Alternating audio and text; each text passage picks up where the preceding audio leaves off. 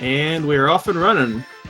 Okay, so unlike the X1 intro, the X2, you actually start off with the dash boots. So, and there's no RNG in this stage whatsoever. So you're going to see our racers make their way through the abandoned Reploid factory, and they're going to have get a charge stored up for the CFO boss here, which is where the strat that they use is named after. And what they're going to do is they're going to release their charge shot, and then prepare a dash shot and let it travel across the screen, and then they can charge up a second charge shot, unleash that on to the head of the boss, and then they'll repeat for the third set, which is the fastest way of dealing damage in terms of time. It's a little faster than charging up 4 charge shots.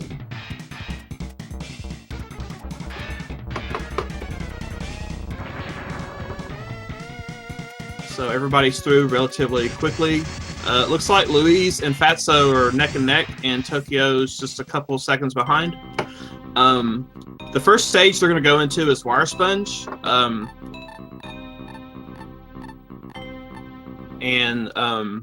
They'll be picking up all the items in this run, just like in X1. Because in RTA, it's faster to get all the items to get the Shoryuken, which you get later at the end of the game. So you see they're picking up the heart tank in the corner. Louise had a little trouble on the wall climb there, so Fatso got a little bit of a lead. So the weather patterns at the start of the stage are always the same, but the weather in the second half of the stage is random. But you want clear weather for this first pattern here. Let's see if Fatso gets clear. Looks like he gets clear. Louise gets rain, which is the worst pattern, and Tokyo also gets rain. Now for this final pattern, you can either get rainy or sunny. Looks like Fatso got rain, Louise also gets rain, and Tokyo gets rain. So coming up on the Wire Sponge boss fight, you're going to see them constantly deal 2 damage. First with this charge shot that they have prepared, and then they're going to hit him with dash shots, and dash shots deal double damage, just like in X1. So as Sponge jumps around, and you want to see Sponge go up at first, but as you see, Louise got a little bit of an up pattern, but you had to make Sponge fall. But you want Sponge to go up before he gets below 10 HP, so you can bypass his invincibility period. And Fatso got a really good Sponge out of that. Looks like Tokyo got a 309, but Louise unfortunately had to make Sponge angry, so he's going to fall about 9 seconds behind. So this is like the first reset point in the run. So if you don't get a good Sponge like Fatso did, you're pretty much resetting.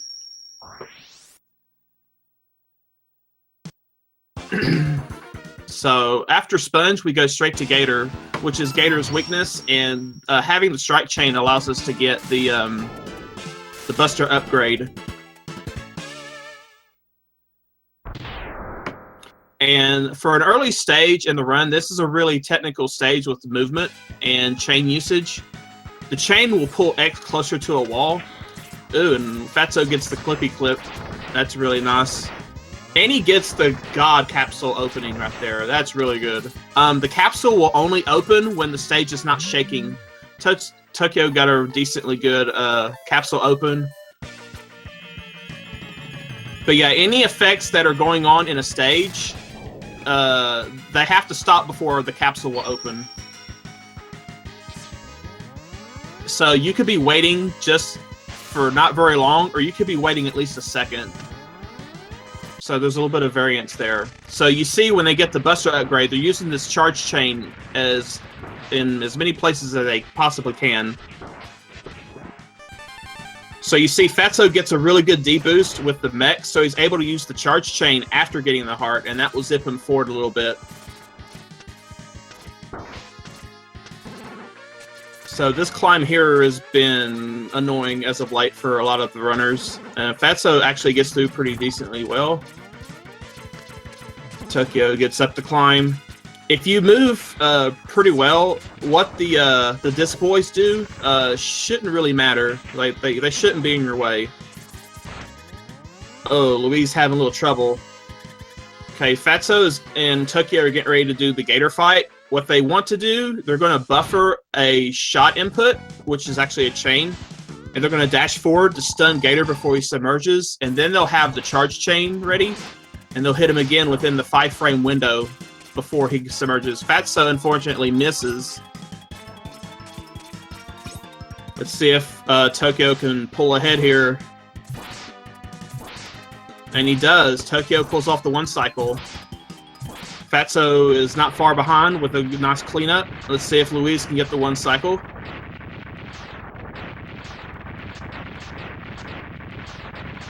And yes, we have a race again, actually. Wow, nice. This is going to be a good one. So after 2 Mavericks are defeated, these X-Hunters will now teleport onto the map of the world, basically. And they offer you the chance to fight them to win back Zero's parts. But this is any percent, not 100%, so they won't be going out of their way to fight the bosses. And it's actually faster not to collect them.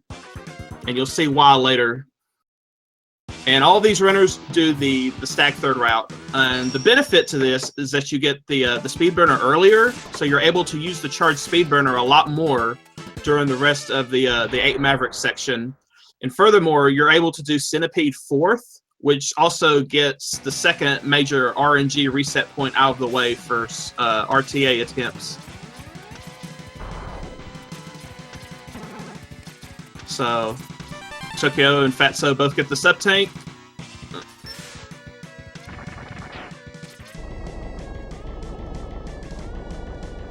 Tokyo uses the chain to get the heart and manages to get out past the gate before it closes behind him. Let's see if Louise gets it. Oh, the gate got him, so he has to go with the wheel. So as you see, this stage is very vertically oriented, so climbing is a big factor in this stage. So you see Fatso and Tokyo are releasing their first charge shot into that door, and that allows you to do what's called a neon switch. It allows you to switch to a normal weapon and use it while you're still having the second buster charge shot stored. And that actually allows you to do the stag fight. Now, Fatso and Tokyo, and you'll see Louise do it too, they're climbing as they're fighting stag to deal damage. Ooh, and Fatso's getting some good fireball RNG here. Whoa, this is really good. But they're able to constantly deal damage to Stag, and when Stag gets on the ground, he can do that fireball attack. And when he does the fireballs, it actually resets his iframes. So you're actually able to deal damage a lot faster to Stag. So everybody gets through Stag, not much of a problem. Louise is still behind by a few seconds, but don't ever count Louise out in a race. It's still anyone's game. The volatile nature of an X2 speedrun, it's never set in stone who's going to win. So here we are in Centipede. Oh, Tokyo did not get the barrier attacker snipe. Neither did Fatso, so they have to take the damage there to get through. So burner usage is actually pretty important in this stage, because if you use the burner everywhere you're supposed to, you have exactly enough to get through the stage. And the burner usage takes 3 ammo, and that's an important number to know, because later there's a couple of upgrades that will actually reduce your weapon energy usage. So both Fatso and Tokyo get the one shot with the chop register.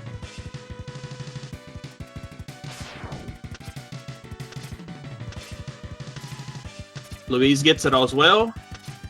So if you, at the very end of this Raider kill or mini-boss kill, you should have exactly 1 ammo left, provided you didn't get any weapon refills earlier. So coming up on the Magna Centipede fight, we're hoping for Centipede to do a tailspin attack, where he deploys his tail to surround X. If any of our runners get it, they're going to dash jump to the wall when the segments leave the screen, and they're going to slide down the wall as the segments come back on. So it's a pretty well-timed dash jump. And if successful, let's see here comes Fatso.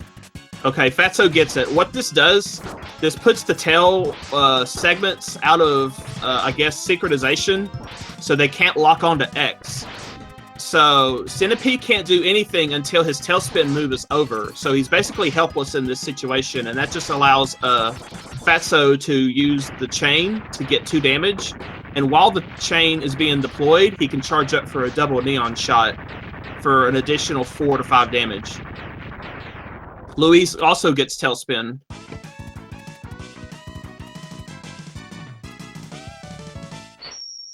So, Luis is being a little careful there. I think he was low in health, but he's through.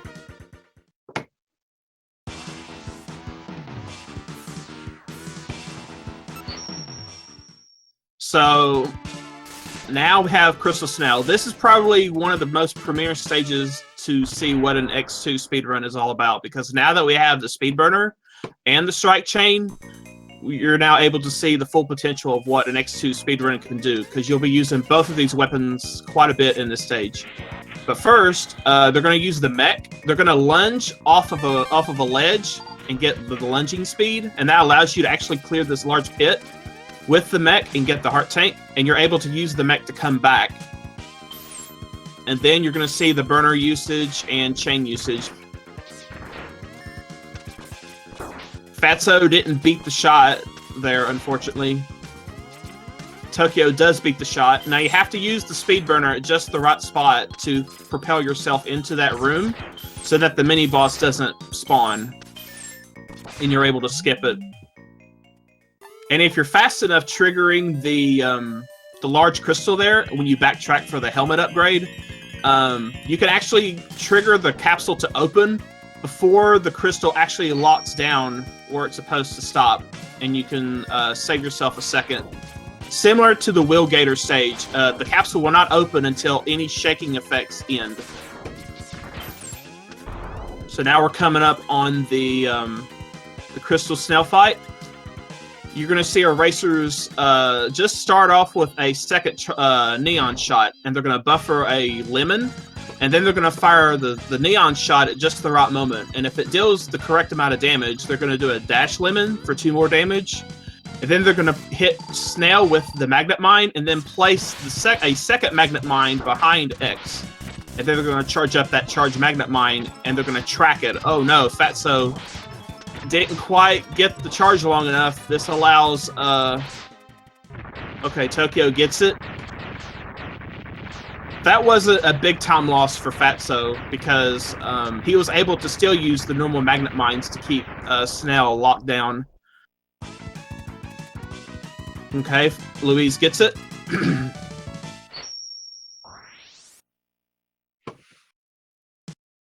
So ostrich, now they get to take a ride, and it's kind of a little bit of a rest period for our racers, because once they're on the bike, all they have to do is just hold down the dash button the whole time, and then just time their shots on the bike to let down a couple of ramps so they can actually get inside the base to get the heart tank. Now, it's important that these racers don't take any damage until they get on the bike, because if they have any HP missing, when they collect any health, if they don't get any health from these red guys before they get into the base, it may make getting the heart tank a little bit tricky, because if they turn the bike at just the wrong time while they're picking up a health, their input will get 8, and they may accidentally run into the wall. Oh no, Fatso turned the bike a tad late. Oh no, that's bad. So Tokyo takes the lead on that. But Fatso's still in the race. Like, that was a sad death, but it didn't cost that much time. So yeah, if you turn the bike, it's definitely better to turn early than late.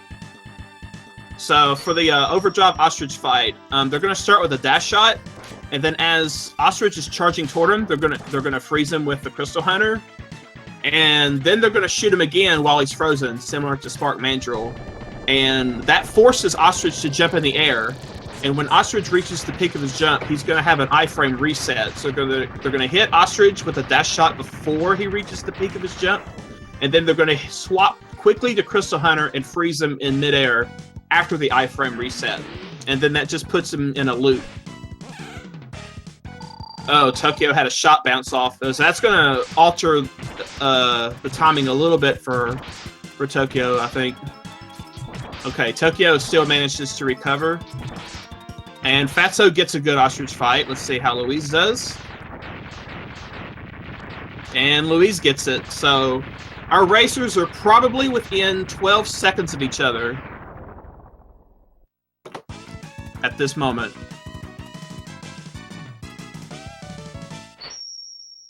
Now in Bubble Crab, they're going to charge up the Sonic Slicer at the start of the stage, and they're going to use that to take out the submarine. And then they're going to do a slope jump to get onto a small little wall, and then they're going to kick up closer to the surface up on that wall to get a burner usage to lead them to the little red lifts that carry you up to the heart tank. That jump is very, very, very tight. I want to say it's not an easy jump. And furthermore, you have to hold down dash, and then when you kick off the wall, you actually kick off at dash speed. And then Tokyo gets the sub tank there, which you use a surface jump, which is a new mechanic in X2 compared to X1. You can actually jump off the surface of the water, and that allows you to do that trick.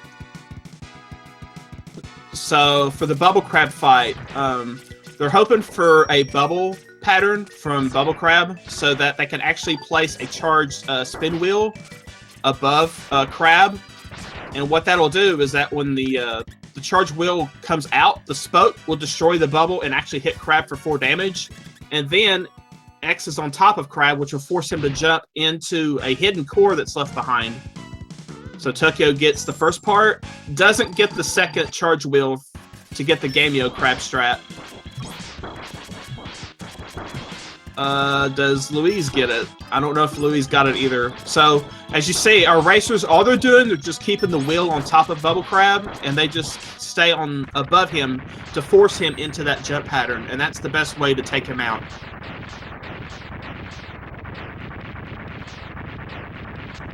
So Louise actually pulled into second place there, but only by maybe a half a second. So finally is Moth. Now, earlier I mentioned that the burner used 3 ammo when you used it. When you picked up the helmet by itself, that actually reduces charged weapon energy usage by 1/3. So at this moment, every burner usage is consuming 2 energy.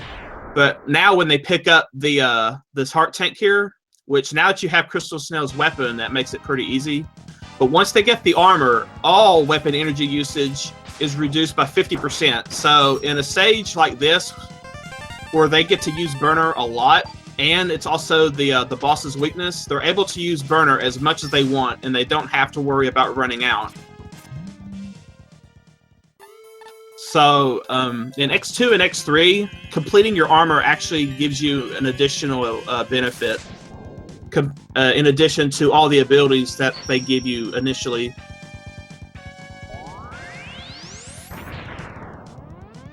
So a couple of slope jumps here to get up on these ledges.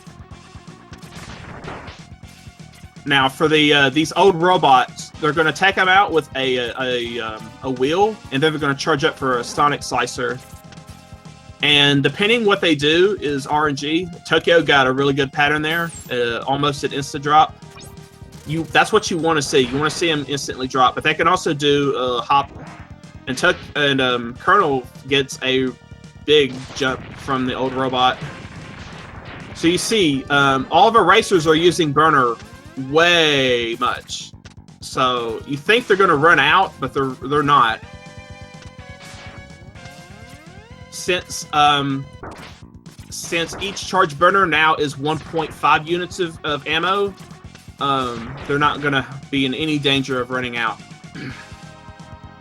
So coming up is Hellway. They have to release a burner in front of the second little bug, and then they use the distance that the burner gives you to go through the rest of them, and then you have to jump out of it and fire a burner into that last bug. Ooh, and Fatso missed the burner, which causes a little bit of lag due to all the sprites. So for the moth cocoon phase, it takes 3 charge burners and 1 uncharged burner, but not necessarily in that order. And then for the adult form, it's 1 charge burner and 2 uncharged burners to finish them off.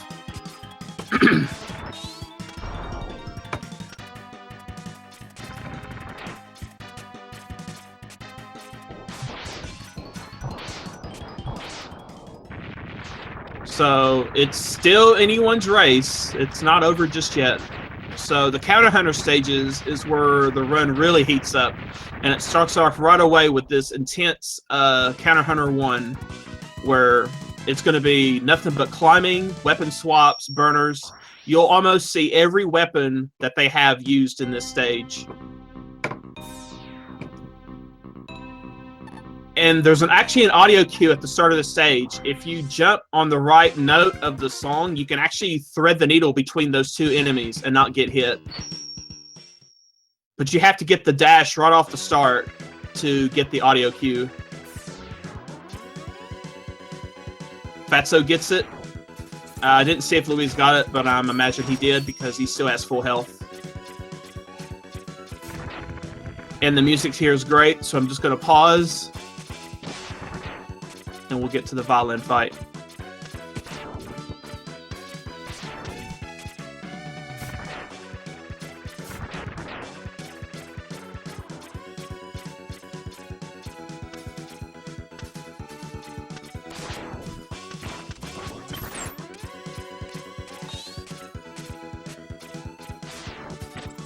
Okay, for the violin fight, it's pretty much the easiest fight in the game. Just have your charged bubble ready to go and just release it and stand around violin. Now, there is some randomness here. Violin can jump around, which he's doing that for Tokyo, which is really good luck because he's not throwing the mace ball around, which actually causes lag.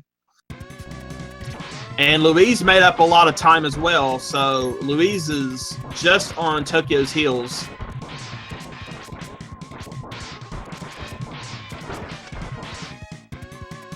Fatso finally takes out violin. It looks like Fatso is probably 13 seconds behind at this point. Now, this next stage can determine who's in the lead because we have an elevator skip coming up here in this next stage. And there's an intense usage of burner, and all these lifts, these red lifts that spawn, they spawn on a global timer, and once they spawn, they can't be reset. So if either of our players makes a movement error, they could be waiting on the elevator to come back down. Tokyo gets it. Louise gets it.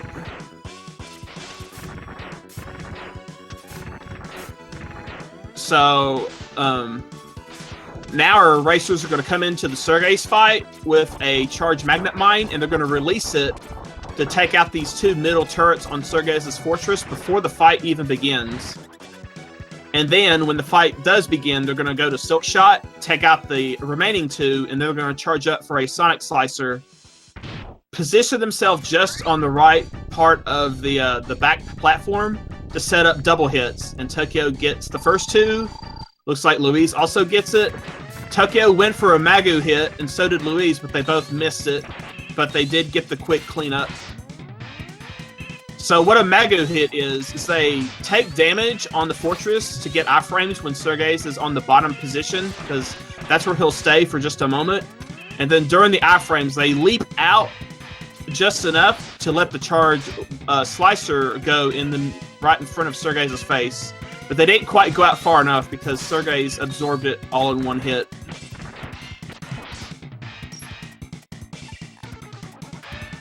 So now for Counter Hunter 3, this stage is the reason why they collected all of the items and the upgrades, because they need all of them to get the Shoryuken here. So they also need full health when they spawn the capsule. Tokyo gets the neon jump through the ladder, which is a really sick strat, by the way. So Tokyo is going... Oh, he's not going top route. So he's forced to go bottom route. Top route saves 1.5 seconds over bottom if done optimally. Luis got the neon jump to do top route, and he... Oh no! Luis dies on top route. Oh no. Oh my. Okay. So Luis is losing maybe... I want to say 10 seconds, but Luis has to go bottom route. Fatso has to go top route. Or he's going top route. Let's see if he gets it.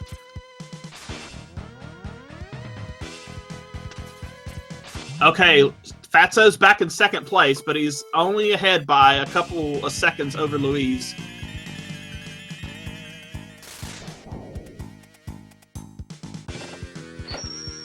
So Tokyo gets the Shoryu on Agile. So as you see, this is how powerful the Shoryuken is. It'll just about one-shot all the bosses from here on out. So the Shoryuken deals 16 damage to a boss on the first frame of contact if they're not in invincibility frames, and then it's 8 damage for every second frame after. So they need to contact... Oh no, Luis got hit and he used up all of his energy. Okay, Luis is going to take a death to try to make up some time. That's unfortunate. So Fatso is definitely in second place now.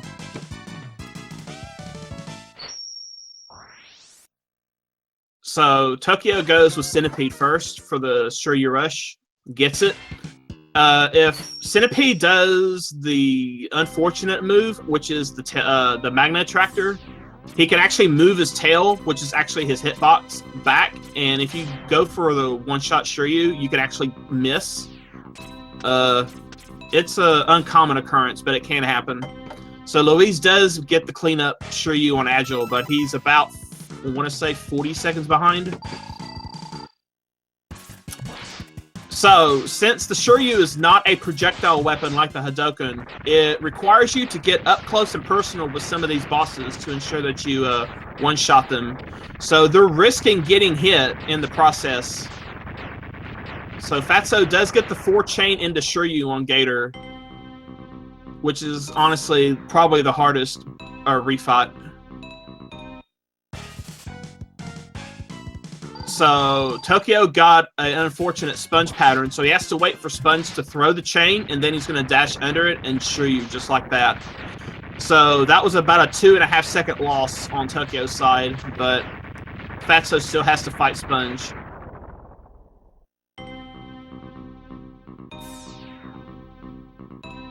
And as for boss order, it doesn't matter except for fighting Stag before Crab and fighting Centipede before Snail. But you'll see all of these racers do Snail last because Snail can deal some damage to you if you miss the Shoryu.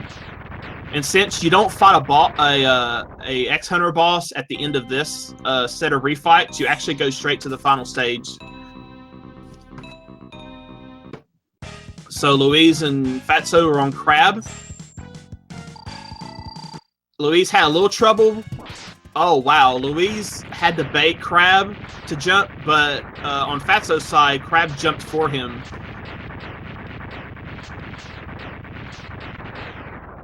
So you definitely want to see Crab jump, but you got to be ready for it if you want to kill him quickly. Okay, Tokyo is going for Gator now.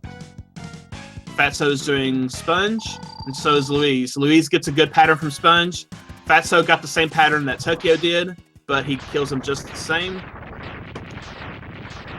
Tokyo gets the 4 chains into the Shiryu. So that Shiryu is tricky on Gator because you have to hit him with 4 chains, and then while he's stunned for the 4th chain, you have to cancel to Buster and Shiryu. So the inputs are pretty quick, and they're holding one of the weapon swaps button down while they're hitting Gator, and then after the 4th chain, they press the other weapon swap because for some reason that room is very weird. You have to hit your weapon swap buttons at least 5 frames apart before you can get a weapon cancel. So both Tokyo and Fatso just killed Moth. I didn't get to see if they got the 2-frame Shiryu kill. So Ostrich is a very easy fight. Just jump over him and Shiryu to the left. Let's see what kind of pattern Tokyo gets for Snail. He gets the YOLO. All right, Tokyo is definitely in the driver's seat now. So if Snail stays out of the shell and he just stands there for a moment, you can actually get him in one shot, but you have to be pretty close to him, but not too close or too far away, and you can get him. So, okay. Louise gets the kill on Moth, so he's got Snail next. Fatso is fighting Snail.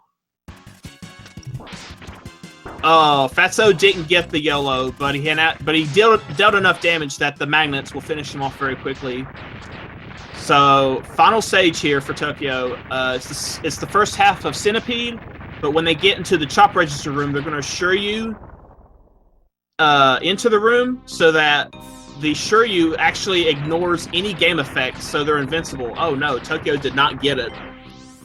But you're invincible to all game effects that would move X over to any position in the room. So you're able to get in front of Zero. And this is why you don't collect the Zero parts, because for one, it's better to fight just Zero because the fight only takes so little time. Oh no, Tokyo's having trouble. He does not have any extra sub-tank energy. He needs to be careful. Oh no, he got hit. Oh my, this is bad. Okay, Fatso, if he does not get hit, he can take the lead. Tokyo is now forced to finish the rest of these fights with their weakness weapon.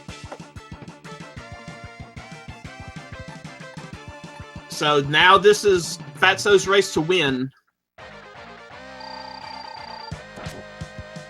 And Fatso gets the Zero fight.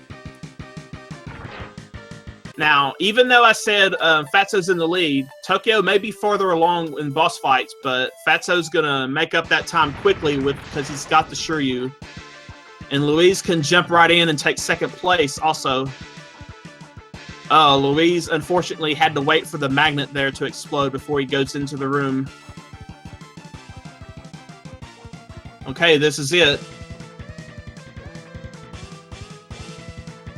Louise fighting Zero, gets a good placement. Oh no, does Fatso have a tank? Yes, he does. And Fatso gets the kill on Wolverine. So if Fatso does not bonk on Virus, he will take this race.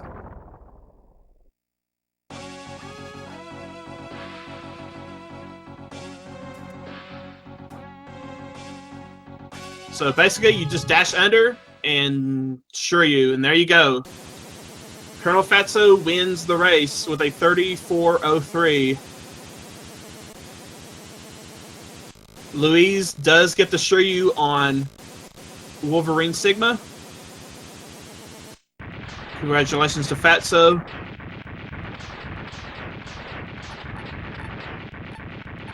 I'm not sure if Louise has a sub-tank, so if Louise bonks, Tokyo can still take second.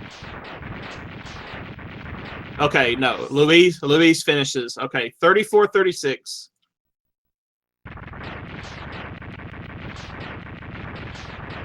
That was a very good race, back and forth, and it all came down to the end game, as it usually does.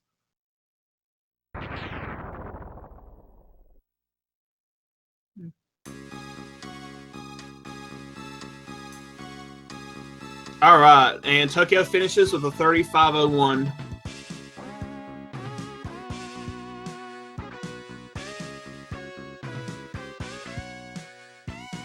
Good job to our racers. That was a very good race. Back and forth. Even the deaths there made it interesting.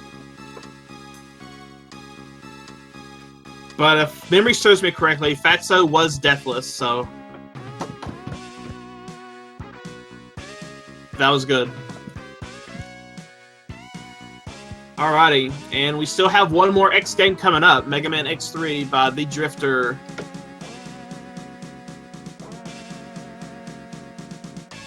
And it's 100%, and he's just warming up right now. And you see he's getting bootless there, so that's a very good sign. Very good thing to see come from Drifter.